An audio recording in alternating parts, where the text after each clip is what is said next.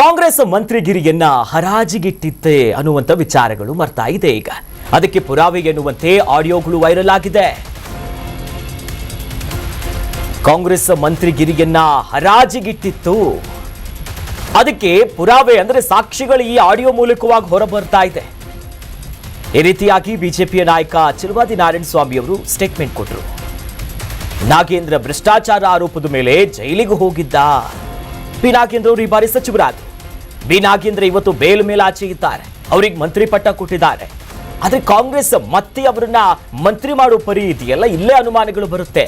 ಭ್ರಷ್ಟಾಚಾರಕ್ಕೆ ಕಾಂಗ್ರೆಸ್ ಬೆಂಬಲವನ್ನ ಕೊಡುತ್ತೆ ಅನ್ನೋದಕ್ಕೆ ನಾಗೇಂದ್ರ ಅವರ ಪುನರ್ವಾಗಿ ಅವರನ್ನು ವಾಪಸ್ ಮಂತ್ರಿ ಮಂಡಲಕ್ಕೆ ಕರ್ಕೊಂಡ್ರಲ್ಲ, ಇದೇ ಸಾಕ್ಷಿ. ಅದಕ್ಕೆ ಮತ್ತಷ್ಟು ಪುಷ್ಟಿ ಕೊಟ್ಟುವಂತೆ ಈ ಮಂತ್ರಿಗಿರಿ ಹರಾಜಿಗಿಟ್ಟಿದ್ರು, ದುಡ್ಡು ಪಡ್ಕೊಂಡ್ರು, ದುಡ್ಡಲ್ಲೇ ನಡೆಯುತ್ತೆ ಅನ್ನೋ ಮಾತುಗಳನ್ನ ಇವತ್ತು ಬಿಜೆಪಿಯ ಚೆಲುವಾದಿ ನಾರಾಯಣ ಸ್ವಾಮಿ ಅವರು ಕಾಂಗ್ರೆಸ್ ವಿರುದ್ಧ ಗುಡುಗಿದ್ದಾರೆ.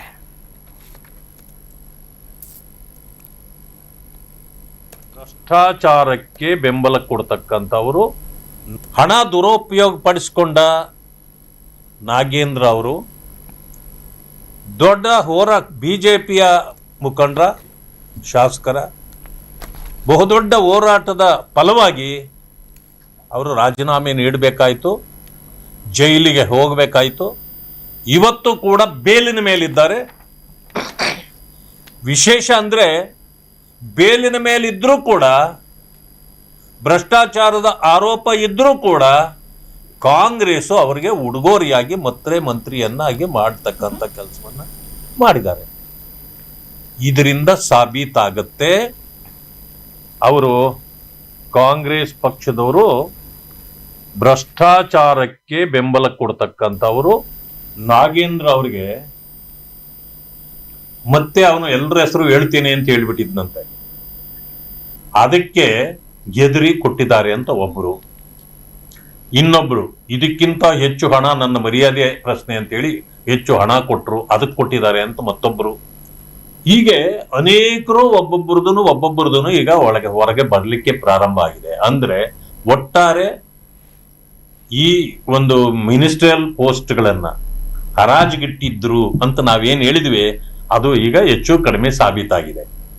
ಇಲ್ಲಿ ಮಾತಾಡಿರ್ತಕ್ಕಂಥವ್ರು ತಿಮ್ಮಾಪುರ್ ಮತ್ತು ನಂಜೈನ್ ಮಠ್, ಒಬ್ಬರು ಎಕ್ಸ್ ಮಿನಿಸ್ಟ್ರು ಮತ್ತು ನಂಜೈನ್ ಮಠ್ ಎಕ್ಸ್ MLA, ಅವರು ಮಾತಾಡ್ಕೊಂಡಿರೋದು. ಒಂದೇ ಕಾರ್ನಲ್ಲಿ ಕುಳಿತು ಮಾತಾಡ್ಕೊಂಡು ಹೋಗುವಾಗ ಕಾರ್ನಲ್ಲಿ ಮಾತಾಡಿರತಕ್ಕಂಥದ್ದು ರೆಕಾರ್ಡ್ ಮಾಡಿ ಕೊಟ್ಟಿದ್ದಾರೆ. ಅವರು ಹಣ ದುರುಪಯೋಗ ಪಡಿಸಿಕೊಂಡ ನಾಗೇಂದ್ರ ಅವರು ದೊಡ್ಡ ಬಿಜೆಪಿಯ ಮುಖಂಡರ, ಶಾಸಕರ ಬಹುದೊಡ್ಡ ಹೋರಾಟದ ಫಲವಾಗಿ ಅವರು ರಾಜೀನಾಮೆ ನೀಡಬೇಕಾಯಿತು, ಜೈಲಿಗೆ ಹೋಗಬೇಕಾಯಿತು. ಇವತ್ತು ಕೂಡ ಬೇಲಿನ ಮೇಲಿದ್ದಾರೆ.